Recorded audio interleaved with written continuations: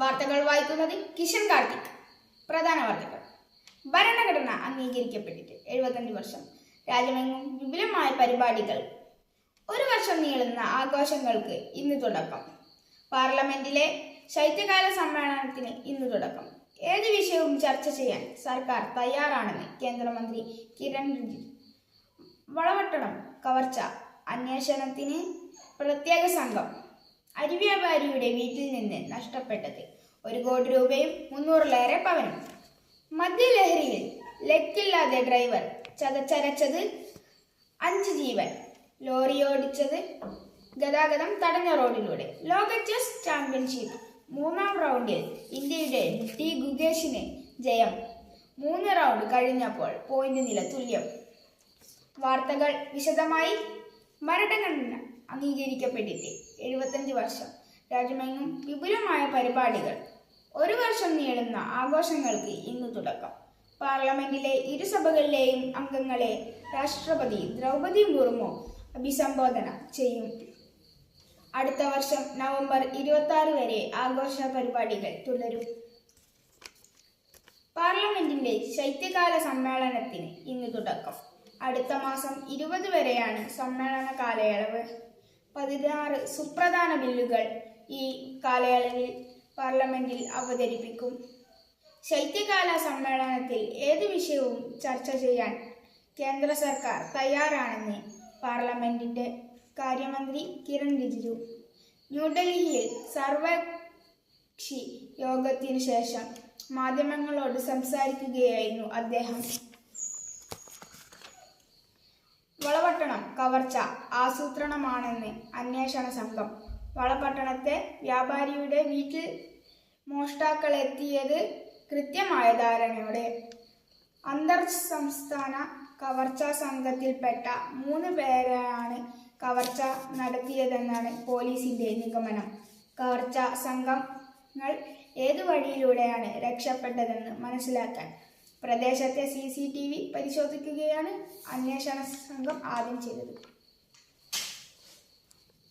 മദ്യലഹരിയിൽ ക്ലീനർ ഓടിച്ച ലോറി പാഞ്ഞു കയറിയത് 2 കുഞ്ഞുങ്ങൾ ഉൾപ്പെട്ട 5 പേർ മരിച്ചു. 5 പേർക്ക് പരിക്കേറ്റു. റോഡ് പണിയായ ഗതാഗതം നിരോധിച്ച തടസ്സങ്ങൾ വെച്ച റോഡിൽ ഉറങ്ങിയവർക്കു മേലെയാണ് ലോറി കയറിയത്. നാടിക സെന്ററിൽ നിന്ന് 100 മീറ്റർ അകലെ പുലർച്ചെ 3:40-നാണ് അപകടം. ലോറിയുടെ ക്ലീനർക്കും ഡ്രൈവർക്കുമെതിരെ മനഃപൂർവ്വമായും നിരഹത്യ കേസ് ചുമത്തി. സിംഗപ്പൂരിൽ നടന്ന ലോക ചെസ് ചാമ്പ്യൻഷിപ്പിലെ 3-ാം റൗണ്ട് ജയിച്ച ഇന്ത്യൻ താരം ടി ഗുഗേഷിന് എതിരാളിയായി 3 റൗണ്ട് പിന്നിട്ട് 1.5 വീതം പോയിന്റ് നേടി ഇരുവരും തുല്യ നിലയിലാണ്. കണ്ണൂർ റെയിൽവേ സ്റ്റേഷനിലും പരിസരത്തും നായയുടെ ആക്രമണം. 25 പേർക്ക് കടിയേറ്റു. ഇവർ ജില്ലാ ആശുപത്രിയിൽ ചികിത്സ തേടി. ഇതിൽ പലരുടെയും കാലുകൾക്കാണ് കടിയേറ്റത്. കടിയേറ്റവർക്കും യാത്ര മുടങ്ങിയവർക്കും ചികിത്സ നഷ്ടപരിഹാരവും നൽകണമെന്ന് DRUCC അംഗം റഷീദ് കൗവായി ആവശ്യപ്പെട്ടു. പ്രധാന വാർത്തകൾ വീണ്ടും. ഭരണഘടന അംഗീകരിക്കപ്പെട്ടിട്ട് 75 വർഷം. രാജ്യമെങ്ങും വിപുലമായ പരിപാടികൾ. ഒരു വർഷം നീളുന്ന ആഘോഷങ്ങൾക്ക് ഇന്ന് തുടക്കം. പാർലമെന്റിന്റെ ശൈത്യകാല സമ്മേളനത്തിന് ഇന്ന് തുടക്കം. ഏത് വിഷയവും ചർച്ച ചെയ്യാൻ സർക്കാർ തയ്യാറാണെന്ന് കേന്ദ്രമന്ത്രി കിരൺ റിജിജു. വളപട്ടണം കവർച്ച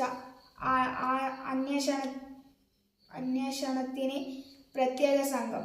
അരി വ്യാപാരിയുടെ വീട്ടിൽ നിന്ന് നഷ്ടപ്പെട്ടത് 1 കോടി രൂപയും 300-ലേറെ പവനും. മദ്യലഹരിയിൽ ലക്കില്ലാതെ ഡ്രൈവർ ചതച്ചരച്ചത് 5 ജീവൻ. ലോറി ഓടിച്ചത് ഗതാഗതം തടഞ്ഞ റോഡിലൂടെ. ലോക ചെസ് ചാമ്പ്യൻഷിപ്പ് 3-ാം റൗണ്ടിൽ ഇന്ത്യയുടെ ടി ഗുഗേഷിന് ജയം. 3 റൗണ്ട് കഴിഞ്ഞപ്പോൾ പോയിന്റ് നില തുല്യം. ഈ വാർത്താ ബുള്ളറ്റിൻ കഴിഞ്ഞു. പ്രധാന വാർത്തകളുമായി രാത്രി 10 മണിക്ക് കാണാം. നമസ്കാരം.